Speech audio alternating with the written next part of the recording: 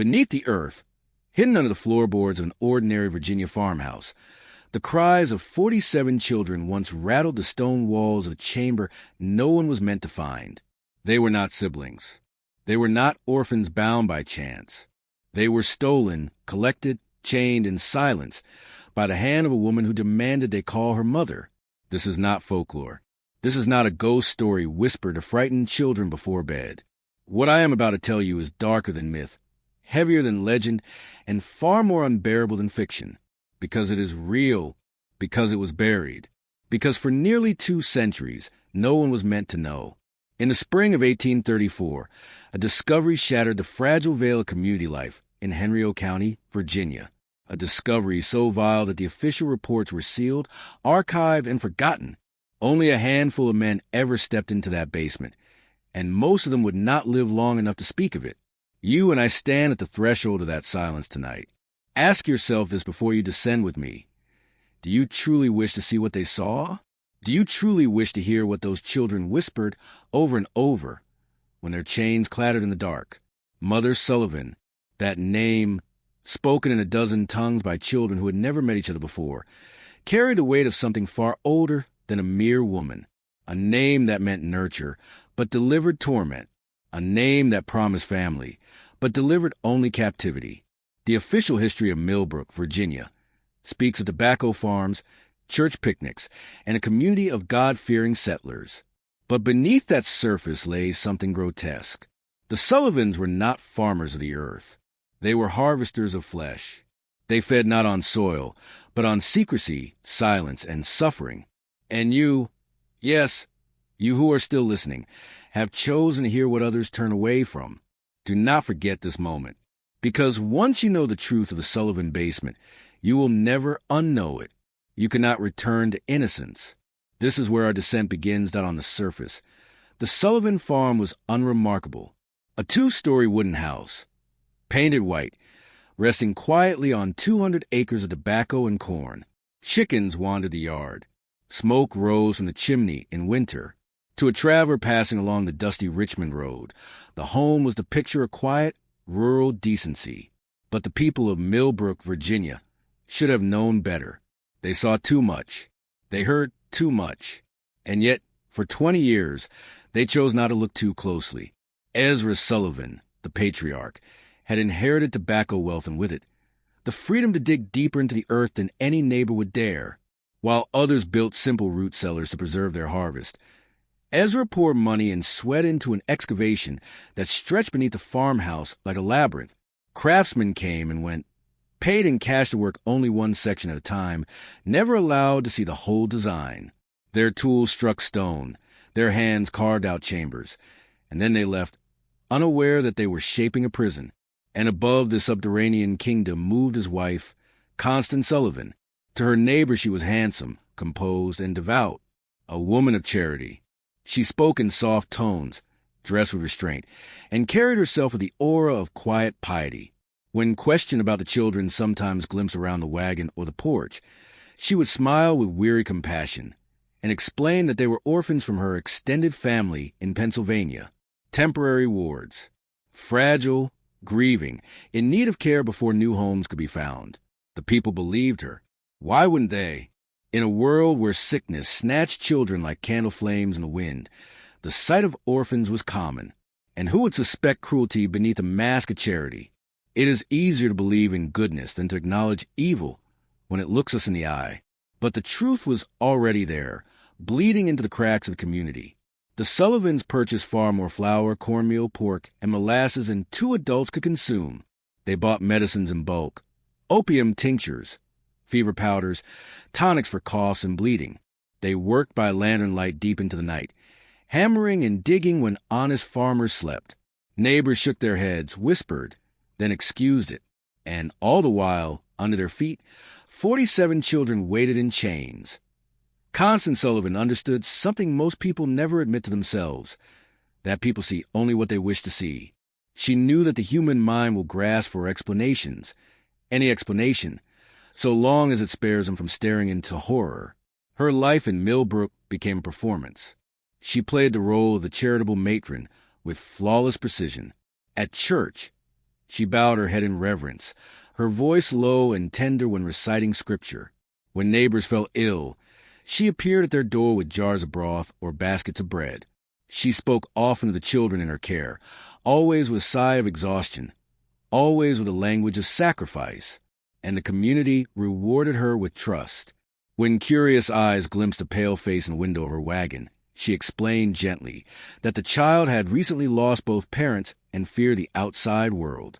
When the general store clerk raised his brow at the staggering quantities of food and medicine she purchased, she reminded him, with patient sorrow, of the fragile orphans entrusted to her. The neighbors accepted her stories because to question her too deeply would be to confront something they were not prepared to see. Yet, if they had listened carefully, if they had looked closely, they might have noticed the cracks in the mask. The children were never heard laughing. They were never seen at play. No one could recall speaking with one of them directly.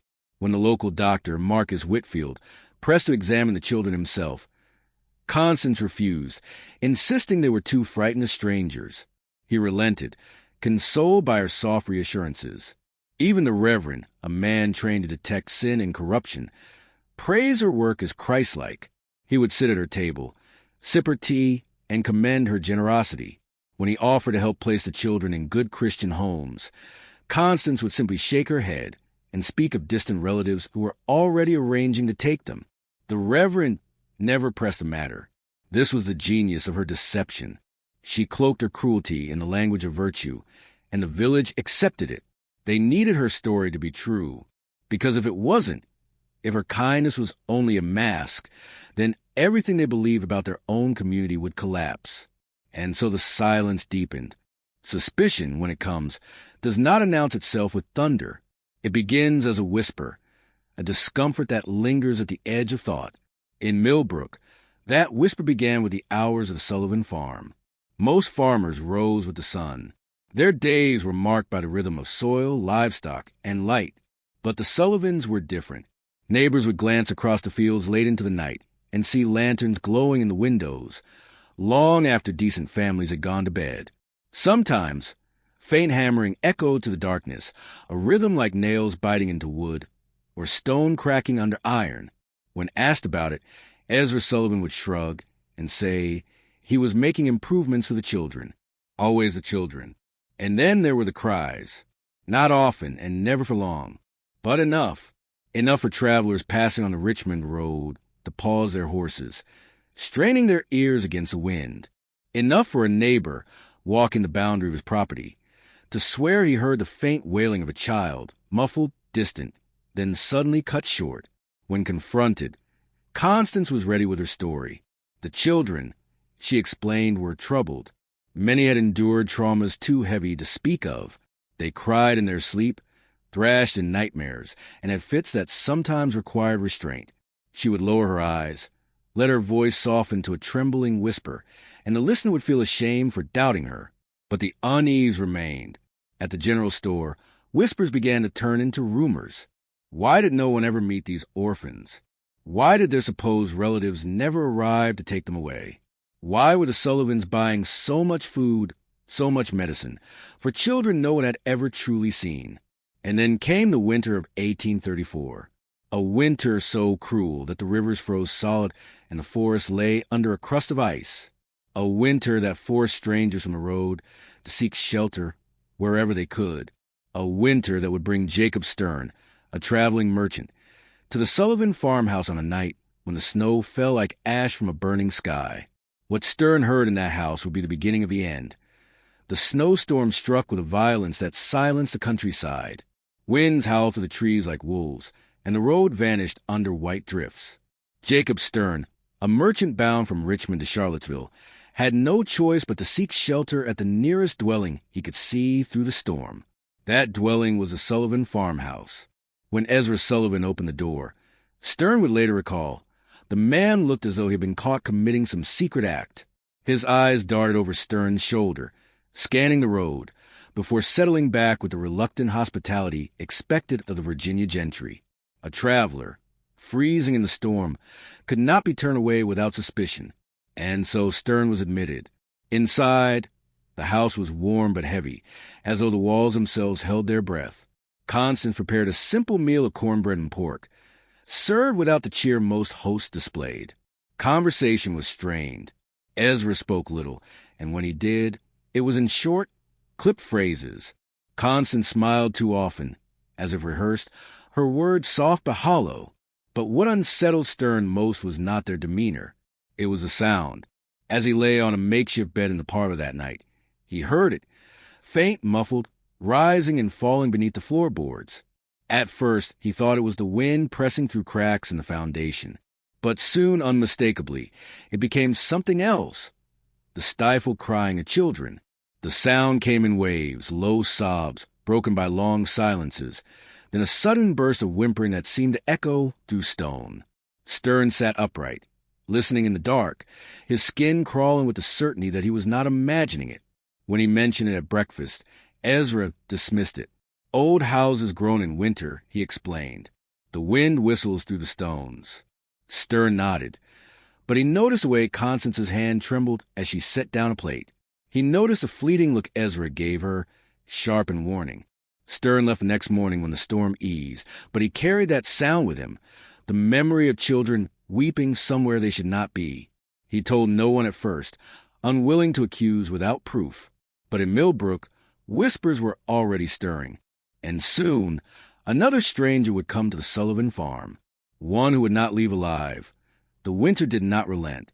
By March of 1834, Virginia lay locked in frost, the earth as hard as iron. Travelers moved slowly along the frozen roads, their breath rising in pale clouds, their bodies weary from the cold. Among them was a young woman named Mary Catherine Flynn, 17 years old. She had only recently stepped onto American soil. Born in Ireland, she had come with her family in search of work in the tobacco fields near Richmond. But one misstep, one crossing of a swollen river, separated her from her kin.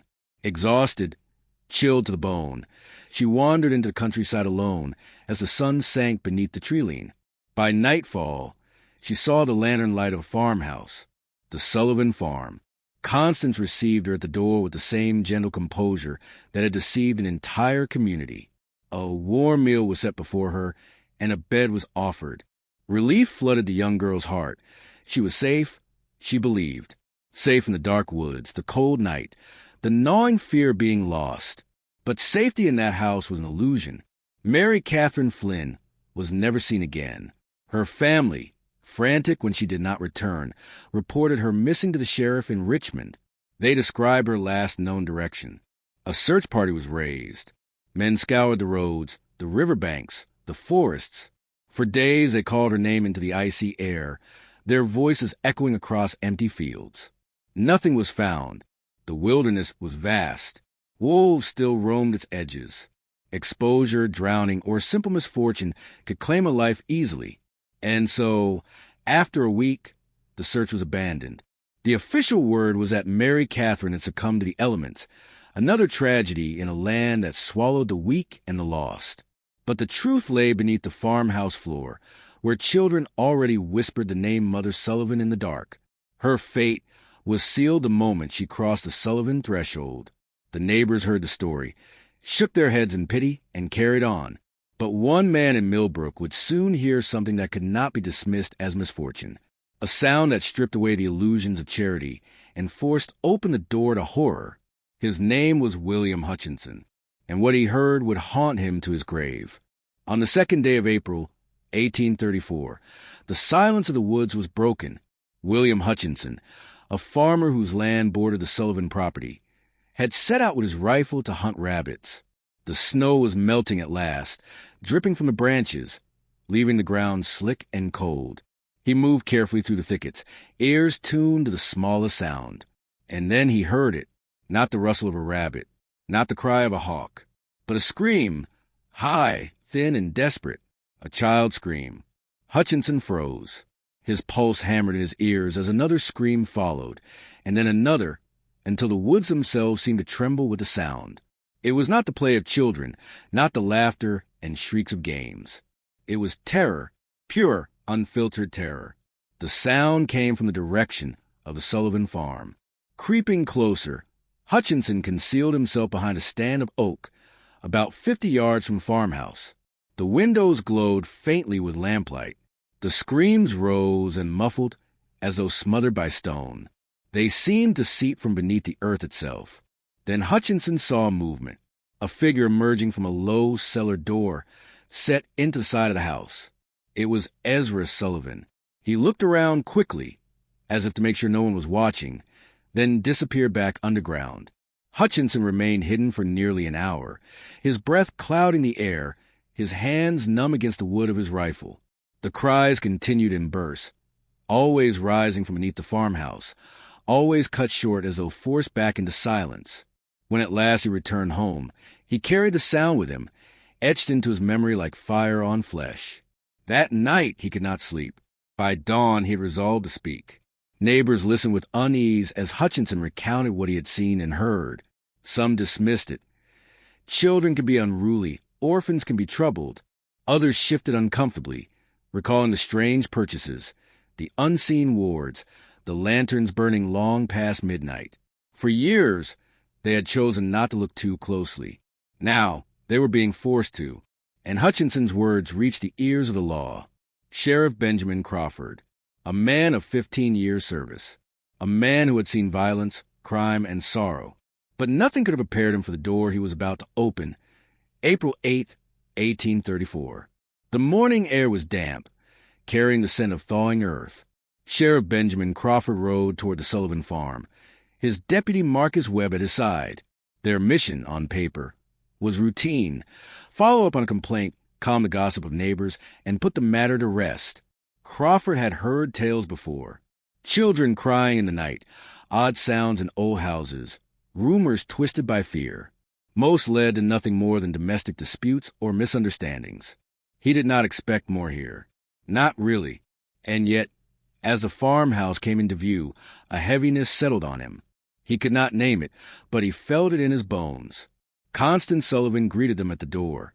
Her face was calm, her voice sweetened with practiced hospitality.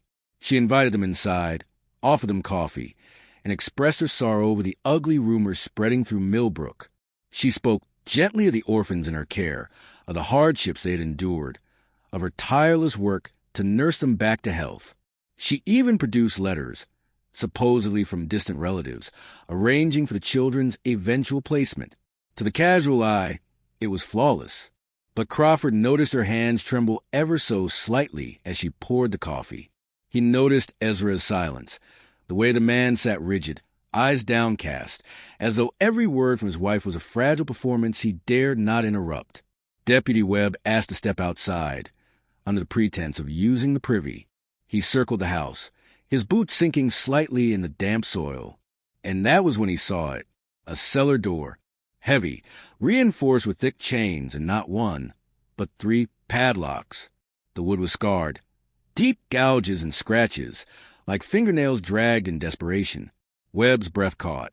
He stepped closer, and in the stillness of the morning, he thought he heard it, the faint, muffled whimper of a child.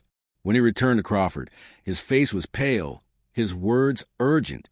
The sheriff listened, and the unease that had followed him on the ride grew into certainty. They asked Constance to show them the cellar. Her face changed instantly. Color drained from her cheeks. Her words stumbled. She protested.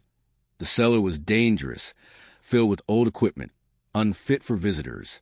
And then it came, the sound that would tear away every lie. From beneath the kitchen floor, the sound of children crying. Weak, muffled, but unmistakable. The men exchanged a look. The time for politeness was over. The sound of crying grew sharper as the men stood in the Sullivan kitchen. A thin wail, followed by a desperate call for help. Deputy Webb's jaw tightened. Sheriff Crawford placed his hand on his pistol, not because he expected a fight, but because his instinct screamed that they were stepping into something unnatural. "Open the cellar," Crawford ordered. Constance froze. Ezra's eyes flicked to her, wide with silent panic. For a moment, no one moved. Then Constance shook her head, murmuring excuses, speaking of danger, of old tools, of illness that might spread. Her voice cracked. Her composure slipped. The sheriff's voice grew hard. "Now!" When she did not move, Webb brushed past her, strode outside, and went straight to the chained cellar door. He drew his knife and began sawing at the ropes that bound the padlocks in place. The air around the farm was still, but beneath it all was a faint, steady sound of children whimpering. Ezra shouted something incoherent, but Crawford leveled his pistol, and the man fell silent. The padlocks gave way one by one. The chains clattered to the earth. Webb gripped the handle, pulled, and the door creaked open with a groan that seemed to echo forever. The stench struck first, a suffocating wave of rotten filth, the smell of waste, sickness, and unwashed flesh. But threaded through it was something worse, something Crawford would later describe as the very odor of despair. Lantern light spilled into the darkness, illuminating stone steps descending into black. The sheriff and his deputy exchanged one last look, then stepped down. What they found beneath that farmhouse would never leave them. The basement stretched far wider than the house above. The walls were stone, carefully mortared to muffle sound. Rings of iron were set deep into the masonry, and from those rings hung chains. At the ends of those chains were children, 47 of them, their ankles bruised and raw from shackles, their bodies emaciated, clothed in rags, skin marked with welts, scars, and sores from dampness and neglect. Some sat in silence, eyes empty, while others wept softly, staring at the intruders with a mixture of terror and faint, flickering hope. Deputy Webb staggered back, bile rising in his throat. Crawford felt his knees weaken beneath him. For years, the community had whispered. Now the truth stood before them, breathing, broken, and chained. The basement of the Sullivan farmhouse was no cellar. It was a kingdom of suffering, and its queen had been called Mother. The lantern flame flickered as Sheriff Crawford lifted it higher, pushing the shadows back against the stone. What he saw was not chaos, not the random cruelty of a madwoman. It was order, structure, a system, carefully constructed over decades. The largest chamber held the majority of the children, chained in rows like livestock. The iron was not crude.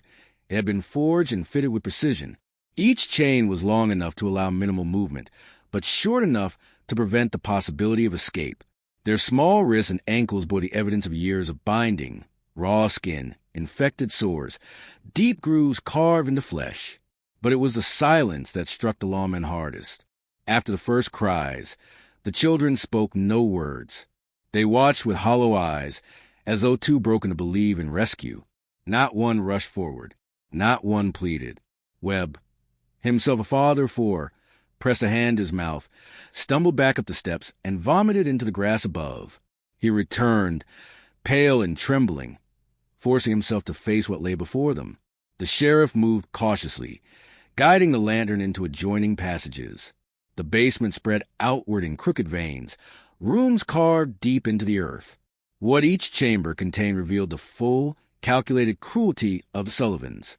One room was outfitted with stocks, whips, and restraining devices, implements of punishment, worn smooth by years of use. Another chamber bore the rough semblance of medical space.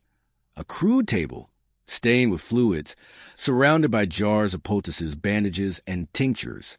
It was not compassion that motivated this treatment. It was control.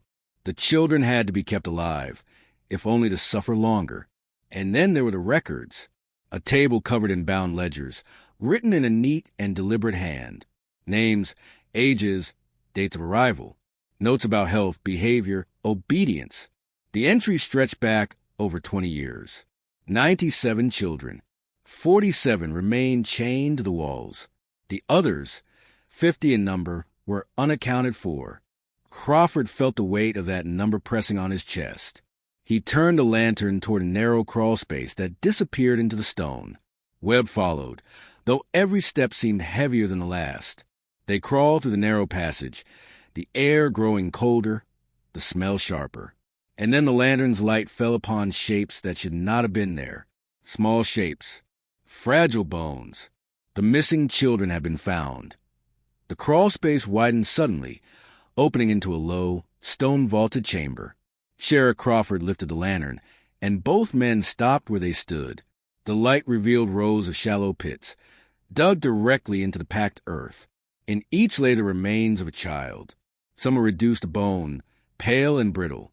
Others still bore scraps of cloth, threadbare dresses, or shirts clinging to the skeletons. Tiny shoes, half rotted, protruded from the soil. The number was staggering. Not one or two. Dozens. Deputy Webb fell to his knees, clutching at his chest as though the sight itself had struck him. He whispered a prayer, his voice breaking, then choked on silence. Crawford stood rigid, his jaw set so tight it ached. He forced himself to step closer, to raise the lantern higher, though every part of him screamed to look away. On the far wall of the chamber, etched into the stone, were marks, tallies, carved one by one, in uneven rows. Some lines crossed through an X, others left bare. The sheriff counted. 97. The number matched the ledger. This was no accident. No descent into madness. This was record-keeping. Webb turned suddenly, stumbling back toward the passage, gasping for air. Crawford remained, staring at the tallies, his mind struggling against the enormity of it. These children had not merely been hidden. They had been catalogued, managed, and discarded. The sound of a chain clinking echoed faintly from the larger chamber behind them, a reminder that 47 still lived above these graves. Sheriff Crawford lowered the lantern, his face cast in shadow. He knew in that moment that Millbrook would never be the same. The earth beneath the Sullivan farm was a charnel house, and the people who walked freely above it had done so on a mountain of bones. And yet, even as he turned back toward the living children, one question gnawed at him with teeth sharper than grief. Why had Constance Sullivan gathered these innocents? Why chain them, starve them, torture them, only to keep meticulous records, only to kill in increments, never all at once? It was not madness. It was not mercy. It was something colder, something deliberate. And the answer, if there was one, lay with Constance herself. When Sheriff Crawford and Deputy Webb emerged from the basement, the dawn light seemed unreal, too clean, too soft for what they had just witnessed. Constance Sullivan sat at the kitchen table, hands folded neatly in her lap, as though awaiting guests. Ezra stood by the door, pale and shaking, sweat glistening at his temples.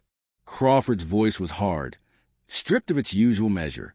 Constance Sullivan, Ezra Sullivan, you are under arrest. Ezra flinched, but made no move. Constance only tilted her head slightly, her eyes calm, almost pitying.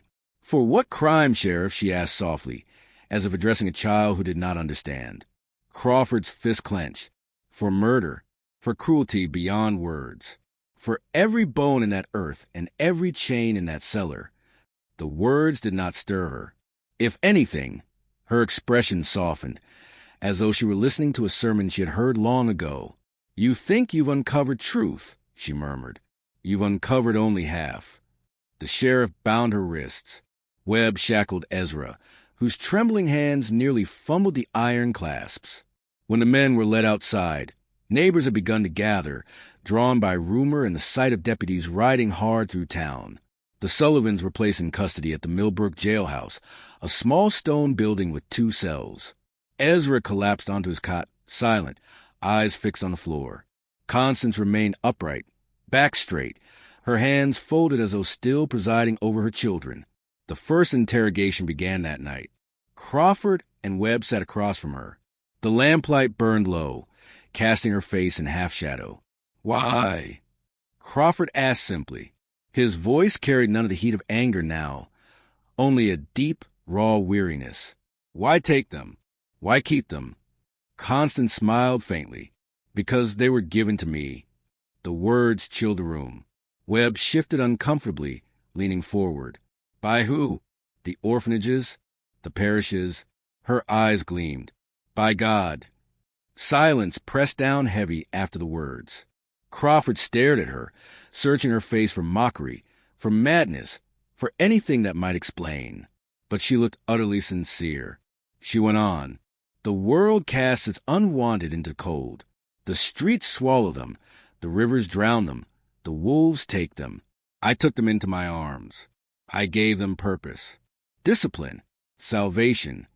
Salvation? Crawford spat. You chained them like animals. Her eyes narrowed, a flash of steel beneath her composure.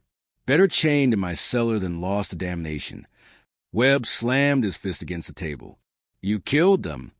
For the first time, Constance's voice rose. I saved them. You cannot understand. You will never understand. But you will see. The room fell silent. Crawford knew they had found cruelty, but in her words, in her calm certainty, he heard something far more dangerous.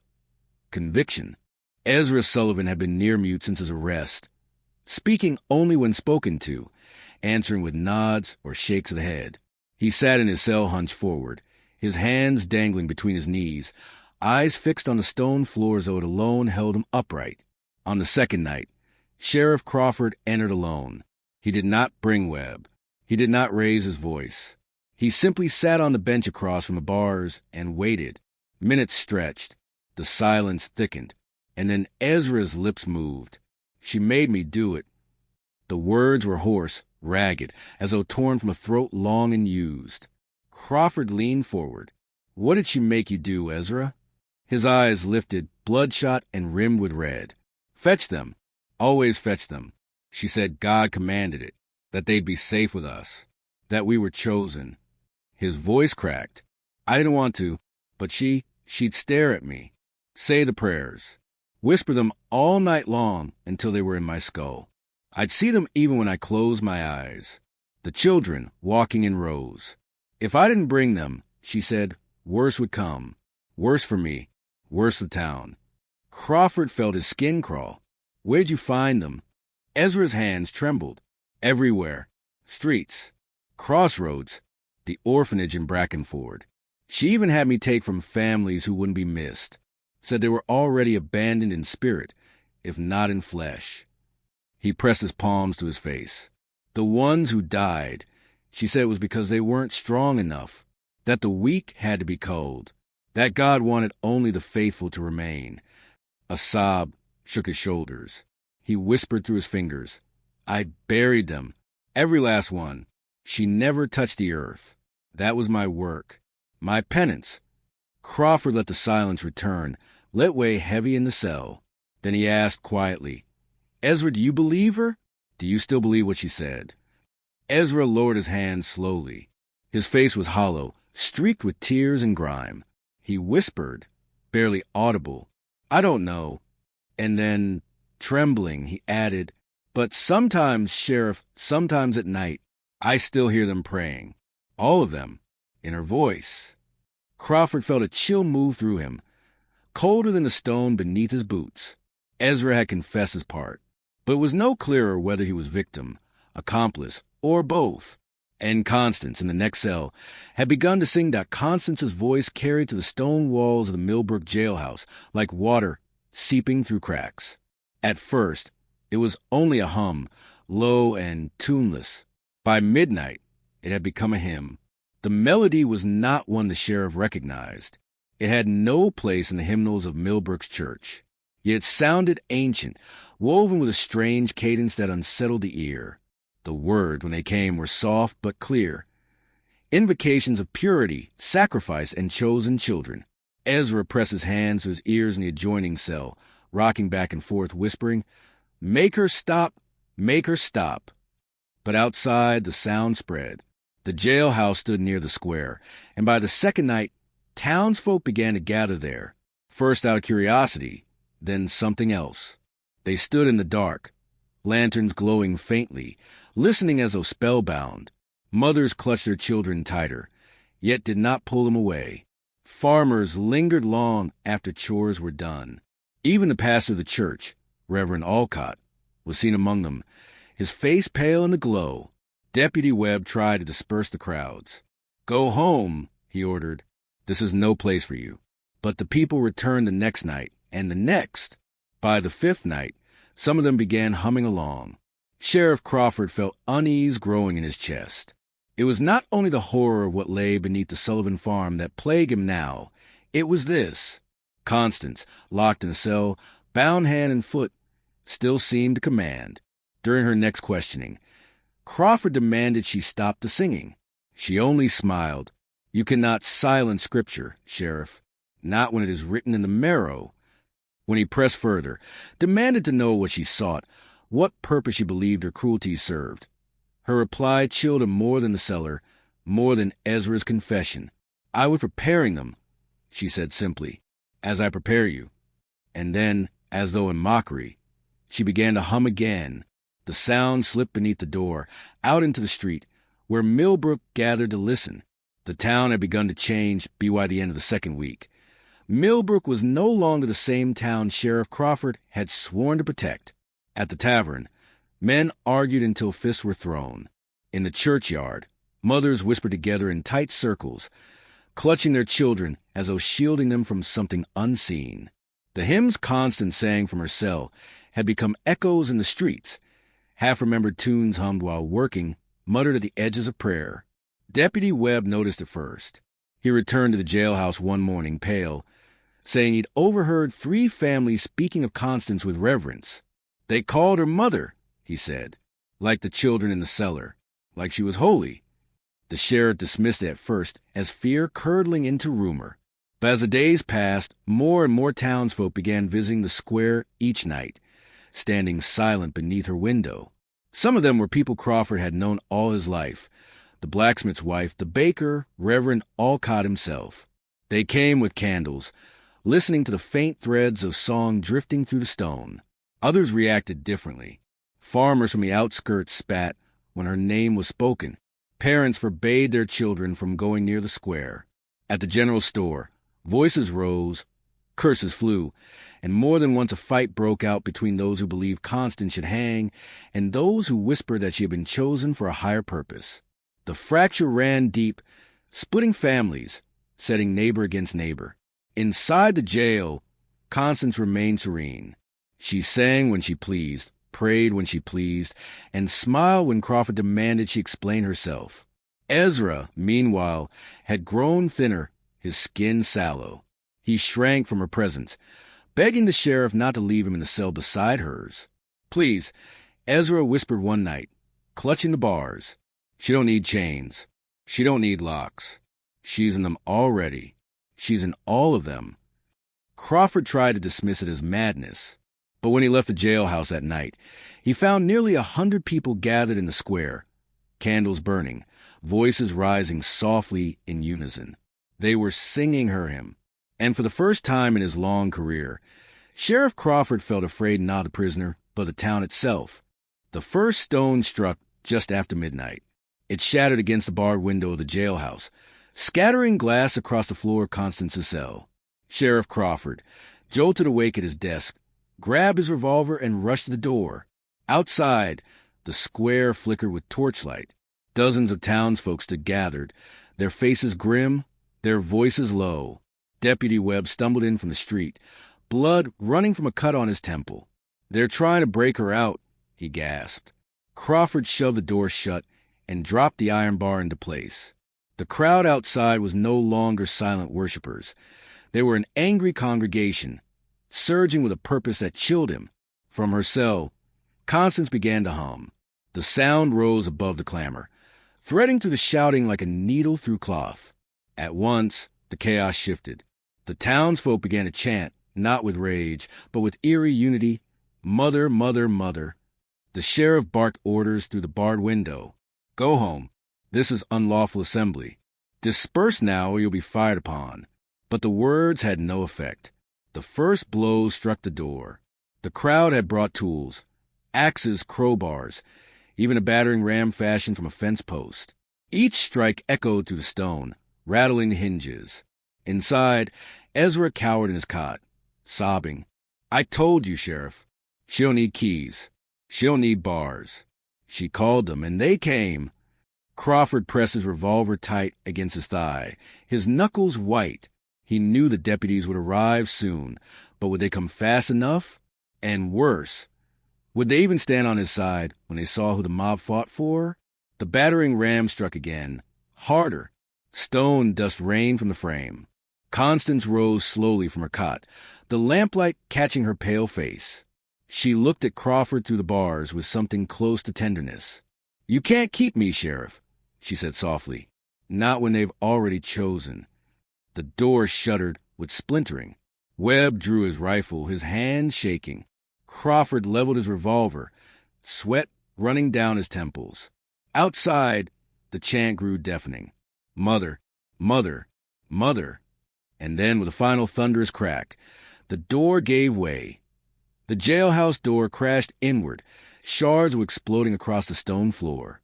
The first wave of townsfolk surged inside, faces lit by torchlight, eyes shining with a fever Crawford had only ever seen in soldiers on the edge of madness. "Stand back!" Crawford roared, revolver raised. The barrel gleamed in the flickering light. Deputy Webb leveled his rifle, his breath sharp and uneven. For a moment, the mob hesitated. Then Constance began to sing. Her voice slipped between them like smoke, weaving calm into rage, certainty into doubt. The words were foreign, but the tone was lullaby soft, coaxing motherly. At once, the crowd pressed forward again. The sheriff fired into the ceiling. The gunshot cracked like thunder, dust raining down. Next one won't be a warning. But they kept coming. Crawford aimed low and fired. A man fell screaming, clutching his leg. Another stumbled over him. Still reaching, still calling mother, Webb fired into the air, but his hands shook so violently the shot nearly struck the ceiling beam. He cursed, fumbling to reload. The mob surged against the bars of Constance's cell. They reached through, grasping, clawing, their voices rising in frenzied chorus. Ezra shrieked from his own cell, huddled against the far wall, covering his head as though the very stones might collapse. Constance stood serene amidst the chaos, her hands folded, her song unwavering. She did not touch the bars, did not raise her voice, yet it seemed to grow louder, drowning out the gunfire, the screams. Even Crawford shouted commands. More blows struck the cell door. Iron groaned. Hinges rattled. Crawford fired again, this time into the chest of a man who had seized Webb's rifle barrel.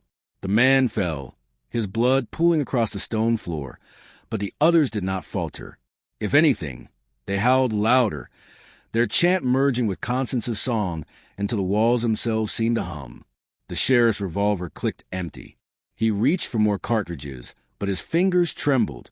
Webb looked at him, eyes wide with terror. "Sheriff!" The iron cell door shrieked. Hinges tore free. The mob pulled as one, and with a final, wrenching scream of metal, the door came away. Constance stepped forward. The crowd parted, bowing their heads as though before an altar. She walked through them untouched, the hymns swelling in their throats. Sheriff Crawford stood frozen, his weapon half raised, staring into her eyes as she passed. Calm, cold, certain. "Do not fear," she whispered to him. "You'll understand soon." And then she was gone, carried into the night on a tide of voices chanting her name. The morning after the storming of the jail, Millbrook was unrecognizable. Sheriff Crawford stood in the wreckage of his office. The door hung from one hinge. Blood stained the floor, black in the early light. 2 men lay dead in the square, their bodies abandoned where they had fallen, faces turned skyward in expressions of rapture rather than pain. Deputy Webb sat slumped against the wall, head in his hands, muttering over and over, "We should have killed her. We should have killed her when we had the chance." But they hadn't, and now Constance Sullivan was free. The town spoke of her not as a criminal, but as a prophet. Farmers who had once spat at her name now knelt in the fields, whispering her hymns. Children played at being mother's flock, marching in rows, hands bound with string. Reverend Alcott preached to a congregation larger than he had ever seen, but his sermon was not his own. The words belonged to Constance, spoken from memory, echoed by those who had heard her sing. Ezra remained in his cell, a broken shell. He begged not to be released, sobbing that the town belonged to her now, that even the air carried her will. He refused food, refused water, whispering prayers that were not the prayers of Millbrook's church. Crawford tried to rally resistance. He called meetings in the tavern, tried to speak reason, to remind them of the bones beneath the Sullivan farm, the chains in the cellar, the cruelty carved into stone. Some listened, a few nodded grimly, their faces shadowed with fear. But others stared at him with pity, as though he were a blind man railing against the sun. One woman even touched his arm, gently, and whispered, "You'll see, Sheriff. She was sent for us." That night, Fires burned on the hills outside town, bonfires, around which Constance's followers gathered, their voices carrying on the wind. The hymns were louder now, stronger, no longer confined to whisper fragments. And from his window, Crawford saw her. Constance stood at the heart of the largest circle, cloaked in white, her arms raised. Her face glowed in the firelight, serene and unshaken. The people knelt before her, hundreds of them, more than he had imagined. Deputy Webb spat on the floor. "This ain't a town anymore," he said. "It's a congregation." Crawford said nothing. His hand rested on the butt of his revolver, but he did not draw it. For the first time in his life, Sheriff Elias Crawford did not know whether the law had any meaning left in Millbrook. Constance Sullivan had slipped her chains, and the town itself had put them on in her place. They met in the dark, in the cellar beneath the tavern, where the hymns from the hills could not reach. Only 5 of them came: Sheriff Crawford, Deputy Webb, the blacksmith Harlan, Widow Maeve Kettering, and young Jonas Pike, whose brother had vanished the night the jail was stormed. The air was damp, heavy with the smell of ale-soaked earth. A single lantern flickered between them, throwing their faces into shadow. Crawford laid his revolver on the table. The others followed suit, steel glinting in the dim light. A hunting rifle, a butcher's cleaver, an old cavalry saber. Not much, but it was what they had. "She's gotten near the whole town," Harlan muttered, voice low. "I seen men I worked beside 20 years chanting her name like they'd been born to it. You can't fight that, Sheriff. Not with iron." Webb slammed his fist against the table. "We have to. Every day she's free. More join her. They're saying she's going to lead a march to Brackenford. Spread it there. If she leaves Millbrook, this sickness won't stop." Maeve's eyes glistened in the lantern light. "You think killing her will end it? Those people, they don't just follow her. They believe her. I lost my own sister to it. She looks at me like I'm the mad one when I speak against Constance. Even if we cut her down, the flock won't scatter easy." Jonas leaned forward, voice taut. "Then we don't just kill her. We show the town what she is. We drag her back to that cellar, show them the chains, the bones, make them see." A silence followed. Crawford rubbed his temples, the weight of his badge heavier than ever. "If she's truly as strong as they think, it won't matter what we show them. They'll call it sacrifice, call it scripture. I've seen this before, men clinging to a lie because it's the only thing that gives their lives shape."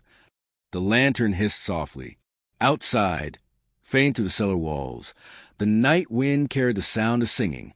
Crawford straightened, his voice hardening. "Still, we can't just sit and watch. Tomorrow night, they'll gather again on the hills. That's when we strike. Not to reason, not to plead. To end it." The others nodded, some with grim resolve, others with trembling fear. As they prepared to leave, Maeve caught the sheriff's arm. Her whisper was urgent. "Elias, what if she's right? What if she really is what they say?" Crawford looked at her for a long moment, the lantern flame reflecting in his tired eyes. "Then God help us," he said, "because I aim to put a bullet in her all the same." The bonfire rose like a pillar against the night, its smoke spiraling into a sky without stars.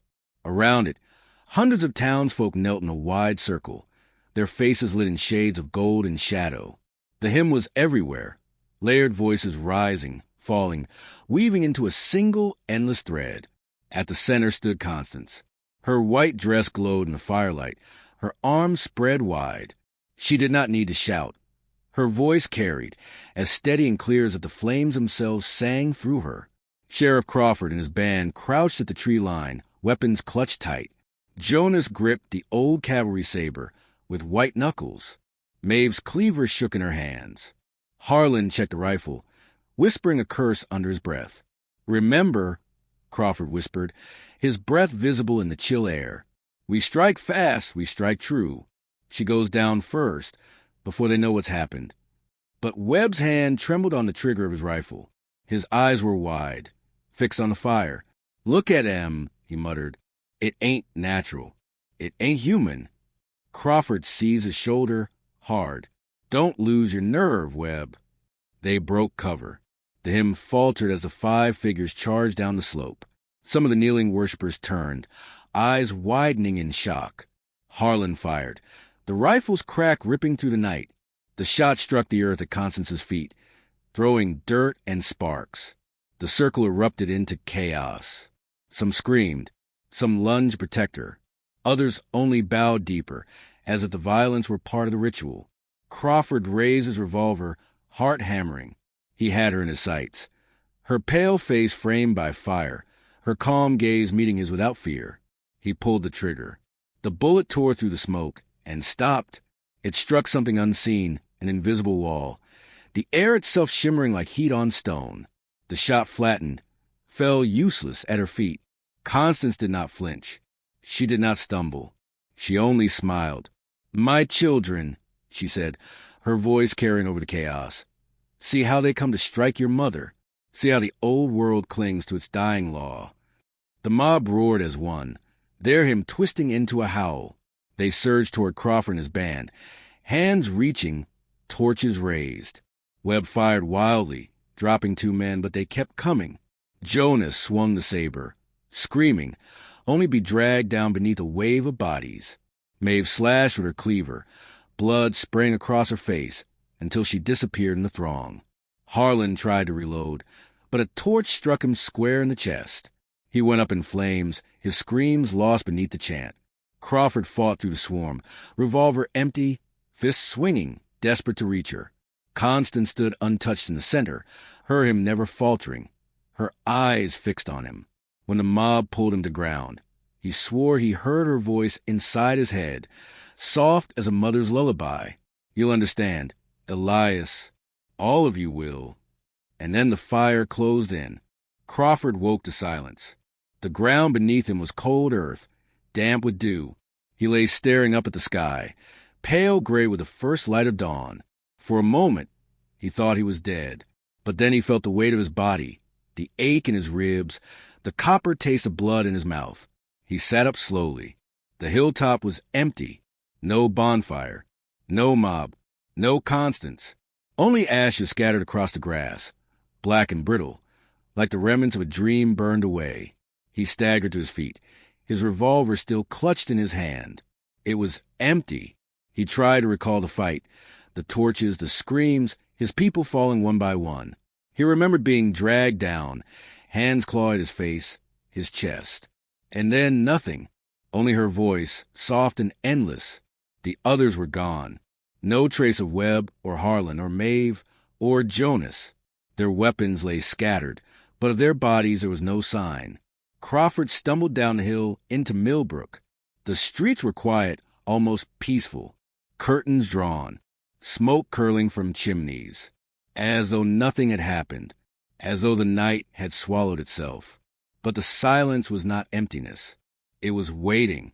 When he passed the church, he saw them, rows of townsfolk kneeling inside, their eyes closed, their lips moving in perfect unison.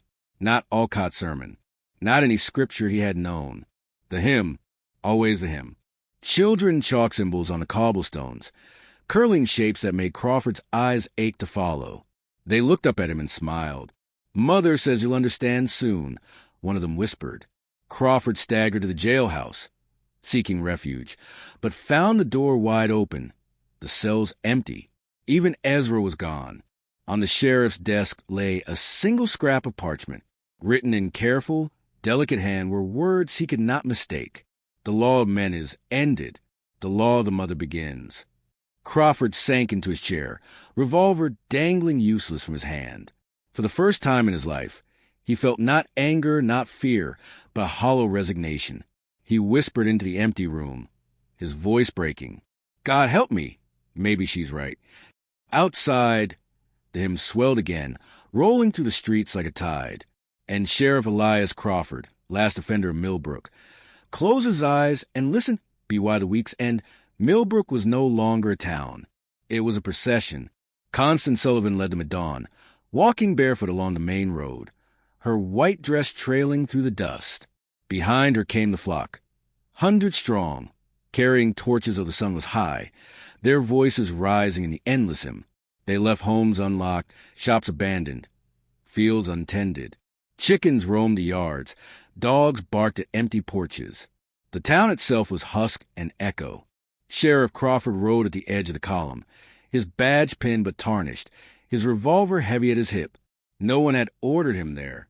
No one spoke to him, and yet he walked with them, unable to step aside. Deputy Webb was gone. Whether dead on the hill or swallowed into the flock, Crawford didn't know. Maeve, Harlan, Jonas vanished too. He alone remained, a remnant of the law, and even that seemed less real with every mile. Constance never looked back. Her song guided them, a river that carried even the unwilling. At times Crawford swore the words pressed inside his skull, soft and insistent, dulling his doubts. Mother loves you. Mother will unburden you. Mother will lead you home. By the third day, travelers on the road joined the procession without question. A peddler abandoned his wagon. A family left their cart behind. A soldier on furlough cast aside his uniform to march in bare feet. Each one fell into step, their voices rising with him as if they had sung it all their lives. At night, they built fires in circles. Children danced. Old women laid hands on the sick, who rose smiling and strong come morning. Crawford tried not to look, but he could not deny what he saw. Still, in his pocket, he carried a single bullet, the last one he had not fired. He told himself it was meant for her. But each night, when the hymn lulled the camp into sleep, he felt its weight more heavily, wondering if it was meant for him instead. On the fifth dawn, Constance raised her arms and the hymn ceased. A silence spread, vast and heavy. She turned at last, and her eyes found Crawford across the crowd. "Elias," she said, her voice carrying like a bell. "You have followed long enough in doubt. Step forward. Be the first of the new order, the law remade." The flock parted, bowing their heads, waiting. The sun rose behind her, crowning her in light. Crawford's hand went to his revolver. His heart thundered. The last bullet pressed against his palm like a brand. The hymn had not yet begun again. All was still. The sheriff of Millbrook stood between two worlds, one ending, one beginning. And for the first time, he truly did not know which was his. Crawford stepped into the open circle, the eyes of the flock fixed on him. Hundreds of faces, lit with expectation. Children clutched their mothers' skirts. Old men leaned on staffs, trembling not with fear but with reverence. And Constance, her gaze steady, her smile soft, as though she had always known this moment would come. He drew the revolver. The weight of it was unbearable. Gasps rippled to the congregation, but no one moved to stop him. Not one hand was raised in defense. It was as if the entire flock trusted in her invincibility. Crawford's arm shook. He leveled the barrel at her chest. The last bullet lay in the chamber, cold as stone. For a heartbeat, he saw her not as mother, not as prophet, not as curse, but as a woman he had found in chains beneath her farm, eyes burning even in darkness. Her voice reached him, though her lips did not move. "You cannot kill what has already been chosen." His finger tightened on the trigger. Sweat stung his eyes. He thought of Webb, of Maeve, of all who had fallen trying to end her. He thought of the bones in the cellar. He thought of the badge pinned to his chest, and how little it meant now. The hymn began again, low, rising, filling the silence like water pouring into a void. Crawford let out a ragged breath. Then the shot rang out. The flock cried out as one, a wail or a prayer. It was impossible to tell. Smoke curled from Crawford's gun. Constance staggered. For the first time, her smile faltered. Blood bloomed across her dress, like a red flower opening in slow motion. And then she laughed. Softly, sweetly, like a lullaby. She did not fall. Instead, she spread her arms wider, the wound shining bright in the morning sun. "My children," she whispered, her voice carrying even to the chant. "See how the old law strikes me, and see how it fails." The blood slowed. The wound closed before their eyes. Her flesh sealed as though no bullet had ever touched her.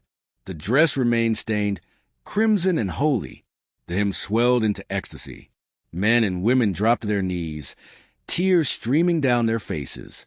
Crawford lowered the revolver. His hand was numb, the weapon suddenly no heavier than dust.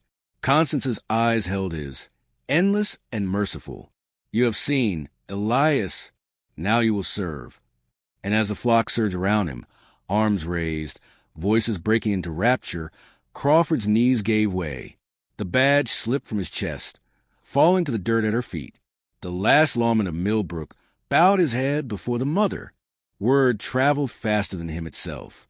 By the week's end, Millbrook's miracle was no longer confined to the hills. In Brackenford, merchants shut their stalls to march barefoot in the streets. In Ash Hollow, the church stood empty while the congregants gathered by the river to sing the Mother's Hymn. Everywhere the story spread, it grew. How the sheriff himself had raised his gun against her, and how the bullet, the last bullet, had blossomed into light upon her breast. Some said it never touched her at all. Others swore the wound became a red rose that she pressed into the hands of a child. No two tales were the same, but every tongue called it proof. The mother had endured. The mother could not be killed. The mother was chosen. And those who heard believed, for belief required little more than a hunger for meaning, and her name filled that hunger like bread. Caravans of strangers arrived at Millbrook, bearing gifts and prayers. Farmers left their fields untended, whole families abandoning their homes to follow him. A procession stretched for miles along the road, a human river flowing outward to every corner of the county. Sheriff Crawford, no longer sheriff, no longer law, walked at her side. His badge was gone, his gun discarded, but his presence lent weight to the story. If even the law had bent, what could resist? At night, Constance spoke by the fire. Her words were gentle, almost plain, yet each one settled in the listener's bones as though they had always been true. She promised rest for the weary, food for the hungry, love for the forgotten. And when she spoke of the new world to come, her flock trembled with joy. But in the silence that followed, when all others slept, Crawford sat awake. The hymn still echoed in his skull, soft as a heartbeat. And though he had bowed, though he had walked beside her, doubt gnawed at him still. He remembered the cellar. He remembered the bones. And sometimes, in the deepest watches of the night, he wondered, was it fate that bound him to her now? Or was it fear? It could not be ignored forever. When the hymn carried past Millbrook and Brackenford, when it reached the river towns where trade ran thick and rail lines cut across the earth, the world beyond the hills began to stir. First came the churchmen. A bishop rode in from the capital, flanked by priests in black. They stood upon the courthouse steps in Ash Hollow, denouncing Constance by name. False prophet, they cried. Witch, blasphemer. But the square was already thick with her followers. They did not riot. They did not strike. They only sang. The hymn drowned the bishop's voice, and the priests retreated in silence, their words buried beneath the tide. Then came the government. A company of soldiers in blue uniforms, bayonets gleaming, marched into Millbrook. They found the streets abandoned, the houses hollow, only the symbol of the mother chalked on every door. They followed the procession down the valley and confronted it at the crossroads. 500 kneeling worshippers filled the dirt road, torches burning even at noon. Constance stood at their head, her white dress trailing in the dust. The captain barked orders. His men raised their rifles. And then Constance sang, not words at first, only a note, low, rising, pure as clear water poured from stone. The flock joined her, one voice, one sound, rolling over the soldiers like thunder. The captain shouted again, but his men did not fire. Their hands trembled, rifles wavered. One dropped his weapon and fell to his knees. Another tore the insignia from his coat and pressed his forehead to the dirt. Within minutes, the company had dissolved. Some fled, but most stayed, their voices cracking as they joined him. The captain himself stood rigid, jaw clenched, until at last he lowered his sword and wept. Crawford watched from the edge of the crowd, his heart heavy. Each display of her power felt less like faith and more like inevitability. What force could stand against her, when even guns and scripture bent like reeds before her? That night, he sat alone by the fire, the echoes of the hymn still rattling in his bones. He stared at the flame until it blurred, whispering to himself a truth he did not want to name. There ain't no stopping her now. And somewhere in the dark, Constance's voice replied, not aloud, but inside him, tender as a mother to her child. No, Elias. There never was by autumn. The hills had changed. No town kept its name. Brackenford, Ash Hollow, even Millbrook itself, all dissolved into a single body, the flock of the mother. The old borders meant nothing. The courthouse became a temple, the market square a gathering ground for nightly hymns. Coin grew worthless. Traders who arrived demanding payment soon found themselves giving freely, unable to withstand the song in the streets. Bread, cloth, medicine, all were placed in communal halls, distributed at her word. The mother provides, her flock said, and none dared contradict them. Marriage, too, bent to her will. Families were remade. According to vision, she spoke by firelight. A husband left one wife to join another household. Children were passed between homes as though by design of providence. Strange unions blossomed, unquestioned, because the question was to doubt, and doubt was a wound the hymn would not allow. Those who resisted found themselves isolated, not by threat, but by silence. Neighbors ceased to look them in the eye. Their own kin sang without them, night after night, until at last the song seeped in. Crawford saw it all. He walked the streets like a ghost of a law that no longer existed, his badge long discarded. Yet people still bowed their heads when he passed, not in respect for who he had been, but because he was hers now, proof incarnate that the old order had fallen. Sometimes he dreamed of drawing iron again. In those dreams, the bullet found her, and she fell, and the hymn stopped. But always he woke to the sound of voices rising in the dark, endless and inescapable. One evening, as the flock gathered in the temple that had once been the courthouse, Constance raised her hands. The hymn hushed the silence. "My children," she said, "the mother has given us dominion here, but her gift is not meant to be hoarded. We are not a flame to be hidden. We are a fire to spread." A murmur rippled through the crowd, eager, trembling. Constance's gaze swept the room and settled, as always did, upon Crawford. "You will go forth," she said. "You will carry the hymn beyond these hills, town by town, heart by heart, until the world is remade." The flock erupted, voices rising in joy and surrender. Crawford's stomach turned cold, for he knew, with terrible certainty, that her march had only just begun. The night before they left, Crawford couldn't sleep. He sat outside the temple, once a courthouse, now crowned with torches, listening to the hymn wash through the streets. Even in slumber, the flock hummed it, a constant undercurrent, like wind through dry grass. Constance had named him before them all. Elias will lead the first march. The old law turned servant to the new. Who better to carry the mother's fire? They cheered him, voices breaking with devotion. He felt none of it. When dawn broke, a column of 200 gathered at the edge of town. They carried no weapons, only torches, banners marked with the mother's spiral and the endless hymn. Crawford rode at the front on a gray mare, his revolver heavy at his hip, though he knew it meant nothing. The people looked to him, but their true eyes were on her, always her. Constance approached, barefoot as ever, her white dress trailing in the dust. She touched his hand where it gripped the reins. Her skin was warm, pulsing with life. "Fear not, Elias," she said softly. "The road bends before us. The hymn has already been sung in the towns ahead. They only wait to remember." Her smile pierced him. He bowed his head, unable to meet her gaze. And then they were off. The first day, they passed through farmland. Fields lay fallow, livestock untended. Families stood at their gates as the procession approached. Some wept. Some sang at once, as if they had known the words forever. None resisted. By the second day, the column doubled. Travelers abandoned carts to join them.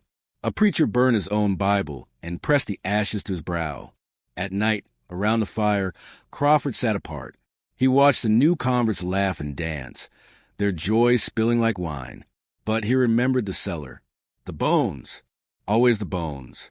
On the third day, they reached the town of Redwater, a place of iron and smoke, where miners dug into the hills and saloons spat out men with whiskey in their blood. Hard folk, unbent by sermon or law.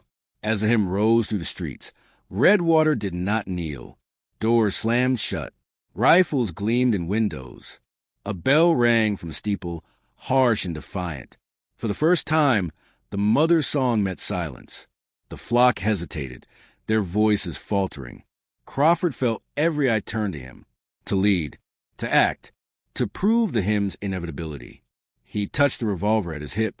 His hand trembled, and for the first time since he had bowed before her, he wondered, was this the moment to stand against her again? The streets of Redwater were narrow, choked with cold dust. The flock halted at the edge of the square, torches guttering in the smoky air. From the saloon balcony, a man in a black duster raised his rifle. His voice carried, raw and unafraid. "Turn back. You'll bring no witches' chant here." A murmur rippled through procession. Some lowered their heads, whispering to him under their breath. Others looked to Crawford. Always to Crawford. He spurred his horse forward, the mare's hooves striking sparks on the cobblestone. The man on the balcony aimed down at him, steady as stone. Crawford raised a hand. "We came in peace," he called. His voice felt strange, hollow. "Lay down your arms. Hear the song. It ain't here to harm you." Laughter broke from the saloon windows. A dozen more rifles appeared, silhouettes against the lantern light. "We don't want your song," the man spat. "And if you bring it another step into Redwater, you'll choke on lead." Behind Crawford, the hymn faltered. For the first time, the flock certainty cracked. Constance was not there to guide them. She had remained in Millbrook, sending him to lead in her stead. And without her presence, doubt gnawed at the edges. Crawford's chest tightened. He felt the weight of the revolver again, heavier than it had ever been. He could raise it, fire first, spill blood in the street, and force Redwater to its knees. He could turn back, admit that the hymn had limits, that her fire did not spread by destiny alone. The flock waited. The rifles glimmered. And in the silence, Crawford heard her voice, inside him, soft as breath. "Do not falter, Elias. The hymn is stronger than steel." His throat burned. He wanted to scream. Instead, he drew the revolver and pointed skyward. The crowd gasped. One squeeze of the trigger, and the gunshot cracked above the town. The sound rolled through the streets like thunder. The flock surged forward, voices breaking into wild, desperate song. And in Redwater, the rifles fired. The volley tore the air apart. Windows shattered. Splinters would rain from the saloon. The flock screamed, but they did not scatter. The hymn only grew louder, ragged with fear, but swelling like a tide. Men and women pressed forward, arms outstretched, their faces alight with something fiercer than reason. Crawford's horse reared, nearly throwing him. He saw bodies drop, 3, 4 more, blood spreading across the cobblestones. And yet as each fell, the others only sang louder, their voices breaking into shrieks of praise. The rifleman on the balcony faltered. One clutched his head as if the hymn itself bored into his skull. Another dropped his weapon and leapt into the street, falling to his knees, sobbing. But the man in the black duster held firm. His shots were clean measured. Each bullet struck true. The flock buckled around him, and still they sang. Crawford rode into the square, his revolver drawn but useless, smoke still curling from the single shot he had fired skyward. He shouted, though his voice was swallowed by him and the gunfire alike. "Hold back! For God's sake, hold back!" No one listened. Not the flock. Not the rifleman. Not the mother's voice that hissed inside his skull. Forward, Elias! Through blood to blessing. He saw a young girl stumble, a child no older than 10, clutching a banner taller than herself. A bullet tore through the cloth and sent her sprawling. Crawford swung down from the saddle, dragging her to cover. Her eyes were wide, her lips still moving with the words of the hymn even as blood stained her dress. Above, the man in the duster reloaded. His jaw was set, his face pale in the lamplight. Crawford met his gaze across the chaos. For an instant, there was no flock, no hymn, no prophecy. Only 2 men staring to the smoke, each waiting to see which would falter first. And then Crawford did the thing he swore he wouldn't. He raised a revolver and fired. The man in the duster staggered, dropped his rifle, and fell from the balcony into the street below. The hymn erupted into ecstasy. drowning out the last cracks of gunfire. Redwater broke. The townsfolk poured from their homes, rifles slipping from their hands as if their strength had been leached away. One by one they fell to their knees, their voices joining the tide. Crawford stood over the fallen man, smoke curling from his gun.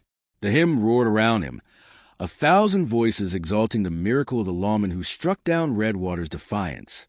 But in his gut, Crawford felt no miracle, only the hollow weight of another man's blood on his hands. And still, beneath it all, the mother's voice purred within him. "Well done, Elias. My fire spreads." When they returned to Millbrook, they carried Redwater's banners before them. The flock sang without pause, a river of voices swelling, until the hills shook. They told of the rifles that had fallen silent, of the townsfolk who now knelt in the dust. They told of the lawman who had struck down Redwater's tyrant with a single righteous shot. By the time they reached the temple, Crawford's name had already changed. No longer sheriff, no longer Elias. They called him the Hand of the Mother. Constance met them on the steps, barefoot in the torchlight. She touched his cheek, streaked with soot and blood. The crowd hushed. "You see," she said, her voice carrying like a bell, "the hymn cannot be denied. Steel bends, stone crumbles, hearts yield. And when the flock falters, the hand of the mother strikes true." The crowd fell to their knees as one. They raised their arms toward Crawford, not in fear, not in respect, but in worship. He felt the weight of it settle on him like a chain. Constance leaned close, her lips brushing his ear. "You are mine now, Elias, flesh, blood, and soul. As long as you draw breath, you will be my hand." He wanted to protest, to scream the truth, that he had not struck in faith, but in desperation, that Redwater's fall was no miracle, only murder. But when he opened his mouth, the hymn surged through the crowd, drowning him. And in that flood of voices, he felt something inside him bend, just enough to keep him silent. That night, as the flock feasted, Constance stood beside him, radiant as a queen. She pressed his bloody revolver into his hand before them all, raising it high. "This," she declared, "is the scepter of judgment, and the hand of the mother shall carry it until the world is remade." The hall thundered with praise. Crawford stared at the revolver, the weight of it unbearable. He could still smell the smoke from Redwater, still see the man in the duster falling. And for the first time, he realized that the mother did not need to kill him. She had already remade him. The victory at Redwater should have sealed her dominion. And for most, it did. Every night the temple swelled with voices, louder, more frenzied. The hymn was no longer sung only at gathering. It spilled into the streets, into the fields, into the dreams of children. Travelers who wandered near were swept inside it, as helpless as dry leaves in a current. But beneath the roar of devotion, Crawford began to catch the cracks. He saw the mother who pressed her lips shut while the hymn was sung, her eyes darting to the floor. The miner who slipped away from the crowd and drank alone in the dark. The two brothers who whispered together after Constance declared another town ripe for remaking. The cracks were small, almost invisible, but they were there, and always they came to him. Not openly, never openly, but when he patrolled the square, when he lingered at the communal halls, someone's hand would brush his sleeve. A voice would murmur in passing, "Tell her enough blood's been spilled." "Sheriff, you remember what's right, don't you? Protect us, Elias. Please." He said nothing. He could not.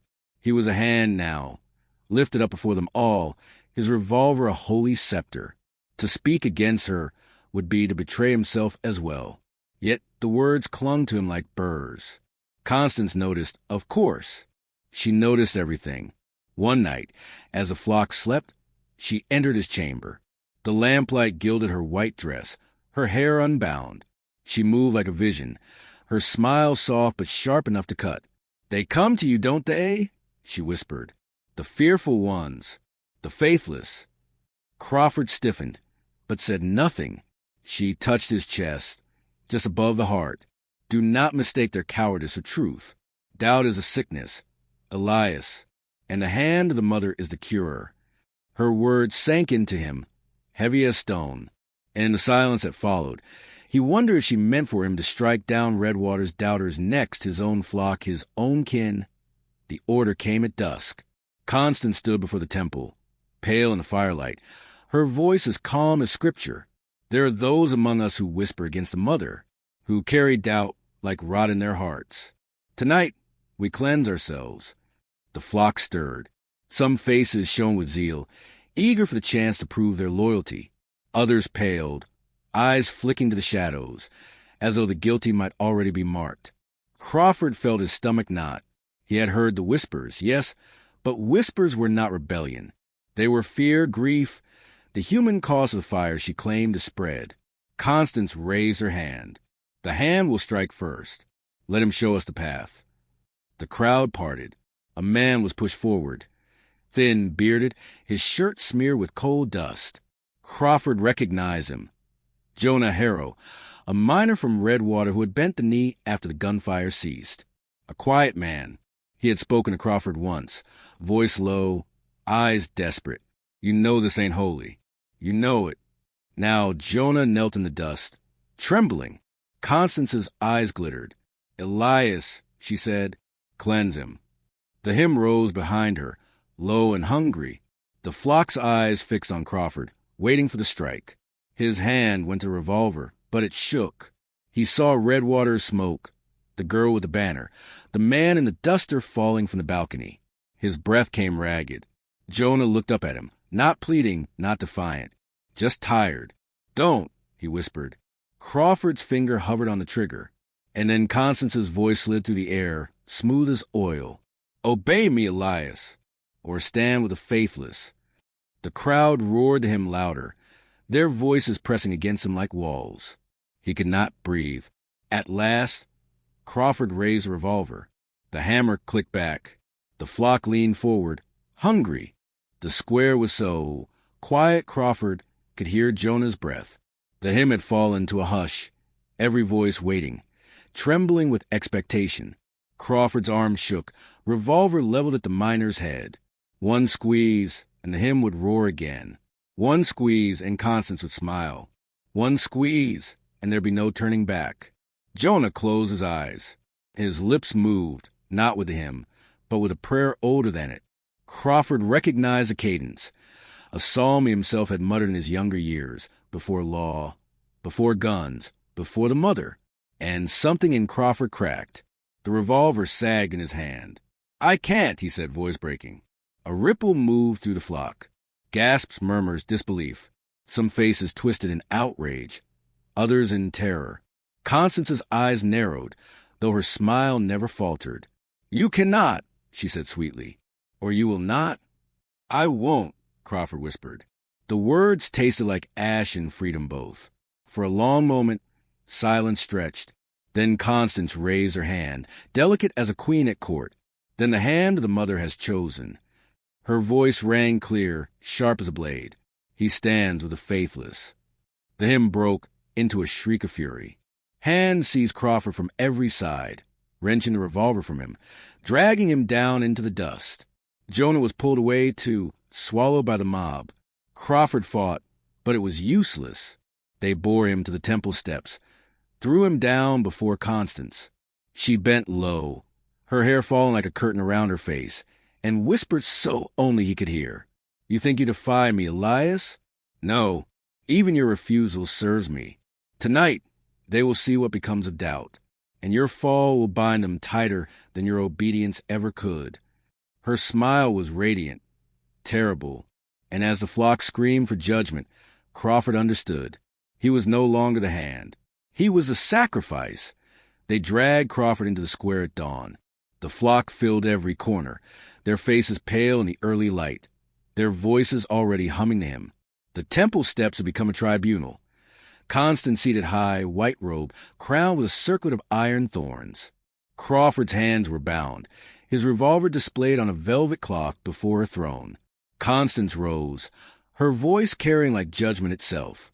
Brothers, sisters, the hand has faltered. In the hour of trial, he laid down his duty. He chose doubt over fire, weakness over faith. A murmur spread through the crowd, thick with fear, with hunger for blood. She stretched her arms wide. But the mother is merciful. Even the faithless may be remade, if their hearts are broken open. Today, Elias Crawford shall stand before us, and the hymn shall decide. The hymn swelled, terrible in its unity. Crawford's knees buckled beneath the sound. It was no longer song, but storm, battering him, drowning his thoughts. He wanted to shout, to beg them to see reason, but each word turned to dust in his throat. Constance stepped down, her bare feet silent on the stone. She lifted his chin with one finger, her eyes blazing. "Confess," she whispered. "Say you were wrong. Say to him his truth, and I will let you live." Crawford's lips trembled. The crowd leaned forward, breath held. He could lie. He could bow, mouth the words, live another day. But he saw Jonah's face in the mob, bruised, eyes wide, waiting. He saw the girl from Redwater, clutching her banner, watching him. He saw every soul broken by the fire he had carried in her name. His voice was hoarse, but steady. "No, the hymn is a lie." The square erupted. Some screamed in rage, some in terror. Some wept as if the world had ended. The hymn turned violent, 1,000 voices lashing at him like whips. Constance's smile never wavered. She raised his revolver high, the sunlight flashing on its steel. "Then the hand is severed. Let the hymn strike him down." The crowd roared, a sound beyond human, and Constance leveled the gun at his heart. The hymn rose to a fever pitch, the gun steady in her hand. Crawford's breath slowed. The world seemed to hold still, whether he fell beneath the bullet or whether the hymn itself shattered in that moment. None would ever forget the trial of the hand, for in Millbrook, in Redwater, across the frontier, the fire of the mother had already spread. And fire does not die with the man who carried it. It only waits, patient, for the next soul to burn. Sparkles if you follow this tale of him in gunfire. Don't miss what's next. Subscribe now to get the next chapter delivered straight to you. The fire spreads onward. Will you follow it?